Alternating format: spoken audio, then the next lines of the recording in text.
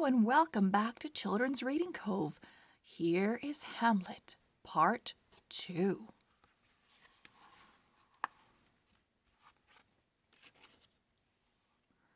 I turned and stumbled back to Horatio. His face was gray and he quivered with fear. "Such sights are enough to drive a man mad," he whispered.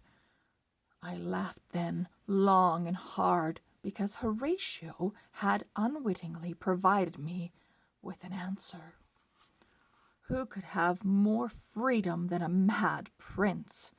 If I pretended to be mad, I could say whatever I wished and search for the truth without arousing Claudius's suspicion.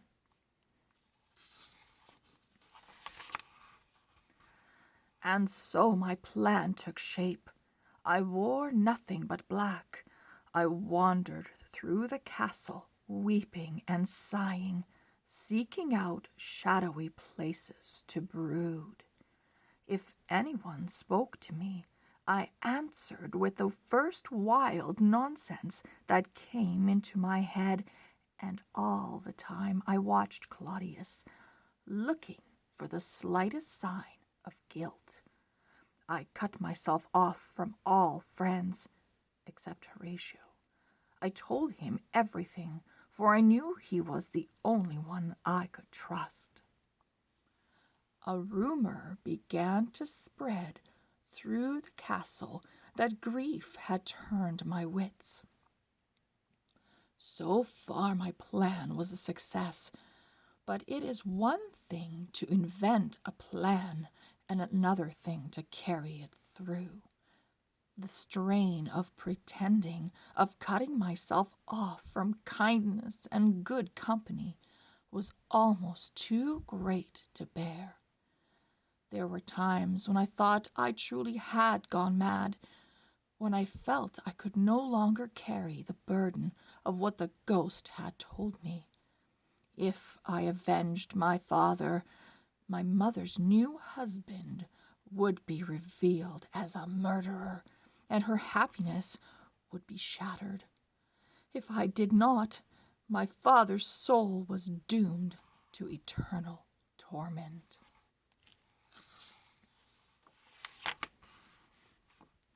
Worst of all, I was tortured by doubt. What if Claudius were innocent? What if I had been deceived by an evil spirit? Questions went spinning through my mind like the stars spinning around the earth. Then, one day, on a bleak afternoon, alone in my room, I drew my dagger and stared at it. The blade was sharp. If I used it on myself, death would come quickly, and all my doubts and worries would be over. But what then? Would I be sending my soul into an even worse torture? I weighed the dagger in my hand, balancing the fear of what I must do to avenge my father against the fear of what might follow death. It seemed I lacked both the courage to go on with my life and the courage to end it. Hearing a knock at my door, I sheathed the dagger and called out, "Come in," almost relieved at the interruption. A woman entered. It was Lady Ophelia, her fair hair shining like a candle flame, her eyes filled with love and concern. My heart lifted, then sank. Ophelia and I had loved each other since we were children. Before my father's death, I had been certain that she was the one I would marry, but now everything had changed. There was no room in my heart for love.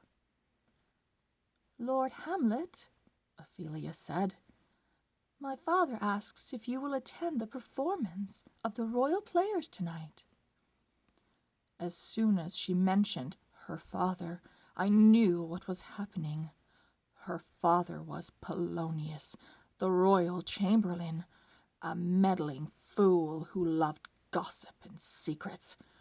He had sent Ophelia to try and discover why I was acting so strangely. Ophelia would report everything I said to Polonius, and he would report it to Claudius. I was sickened. The castle of Elsinore was a place where brothers murdered brothers, wives forgot their husbands, and fathers used their daughters as spies.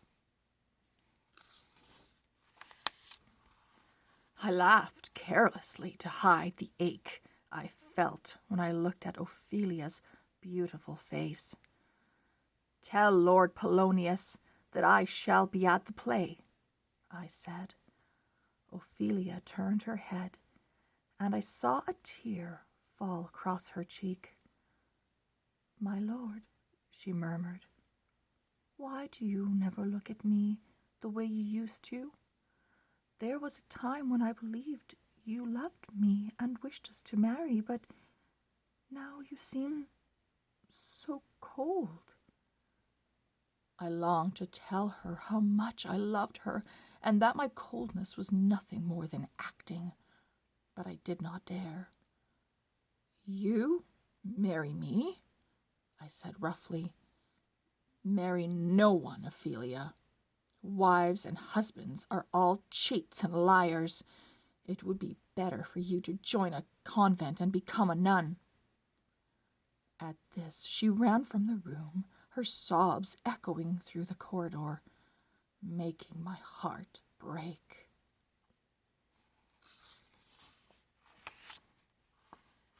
And then, just as I thought there was no end to my despair, an idea came. First a glimmer, then a gleam, then a burst of light brighter than the sun. I hurried from my room and went to the great hall, where the actors were setting up their stage. I found their leader, a tall man with a look of my uncle about him. After chatting for a few moments, I said casually, "Do you know the play The Murder of Gonzago?"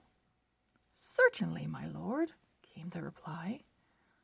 I handed the man a purse filled with gold. "Act it tonight," I said, "but I want you to make some changes to the story.